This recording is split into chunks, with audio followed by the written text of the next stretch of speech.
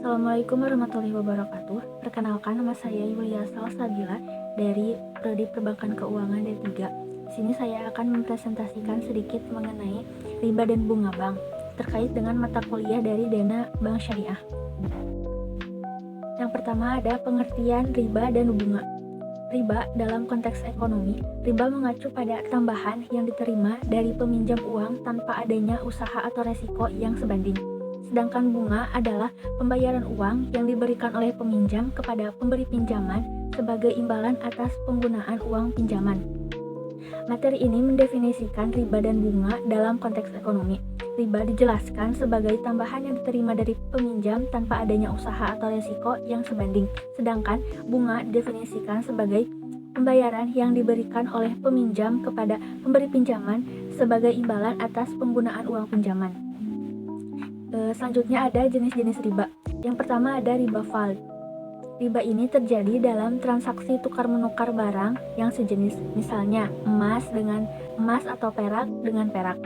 Yang kedua ada riba nasiah. Riba ini terjadi dalam transaksi pinjaman di mana ada tambahan bunga atau nilai yang harus dibayar ketika pembayaran dilakukan dengan cara menunda waktu. Bagian ini menjelaskan tentang dua jenis riba, yaitu riba fal, riba yang terjadi dalam transaksi tukar-menukar barang yang sejenis. Dan selanjutnya ada riba nasiah, riba yang terjadi dalam transaksi pinjaman dengan tambahan bunga atau nilai yang harus dibayar ketika pembayaran ditunda. Selanjutnya ada sejarah dan pelarangan riba. Pelarangan terhadap riba sudah ada sejak zaman Nabi Muhammad SAW.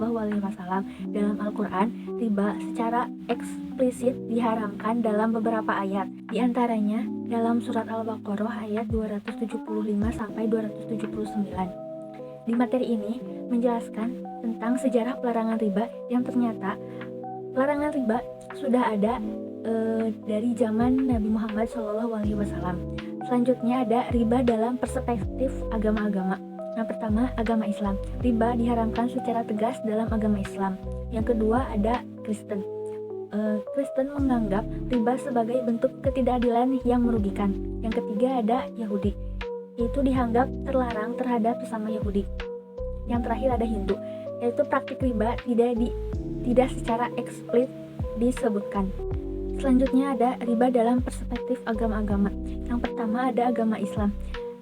Di agama Islam, riba diharamkan secara tegas. Yang kedua ada Kristen. Kristen menganggap riba sebagai bentuk ketidakadilan yang merugikan. Yang ketiga ada agama Yahudi. Di agama Yahudi, riba dianggap terlarang di antara sesama Yahudi. Yang keempat ada agama Hindu. Di agama Hindu, praktik riba tidak secara eksplisit disebutkan. Yang selanjutnya ada dampak praktek riba. Yang pertama, ketidakadilan sosial. Maksud dari ketidakadilan sosial di sini adalah riba cenderung memperkaya pihak pemberi pinjaman dan memperburuk kondisi ekonomi pihak peminjam. Hal ini menciptakan kesenjangan ekonomi dan ketidakadilan sosial. Selanjutnya ada peningkatan kemiskinan. Karena beban bunga yang tinggi, peminjam bisa terjebak dalam siklus hutang yang sulit dilepaskan, yang pada akhirnya dapat menyebabkan kemiskinan. Yang ketiga ada menghambat keadilan ekonomi. Riba mengganggu keseimbangan ekonomi dan mencegah terciptanya sistem ekonomi yang adil dan berkelanjutan. Yang terakhir yaitu pertumbuhan ekonomi yang tidak sehat.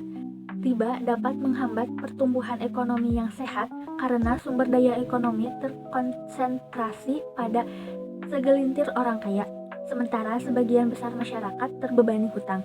Selanjutnya ada pendapat ulama tentang riba dan bunga. Yang pertama dari Imam Al-Ghazali, berpendapat bahwa riba adalah bentuk eksploitasi yang tidak sah dan harus dihindari dalam setiap transaksi. Yang kedua ada Imam Malik, yaitu menekankan bahwa bunga yang dibebankan dalam pinjaman adalah bentuk ketidakadilan yang merugikan pihak yang meminjam uang. Yang selanjutnya ada dari Imam Syafi'i, berpendapat bahwa bunga dalam bentuk riba yang dilarang dan tidak boleh diterima dalam sistem keuangan Islam. Dan terakhir yaitu Fatwa Majelis Ulama Indonesia atau MUI juga mengharamkan bunga bank dalam sistem perbankan konvensional karena dianggap sebagai riba. Kesimpulan mengenai pendapat para ulama tentang bunga dan bank. Pendapat para ulama tentang bank sepakat bahwa riba adalah praktik yang tidak adil dan merugikan.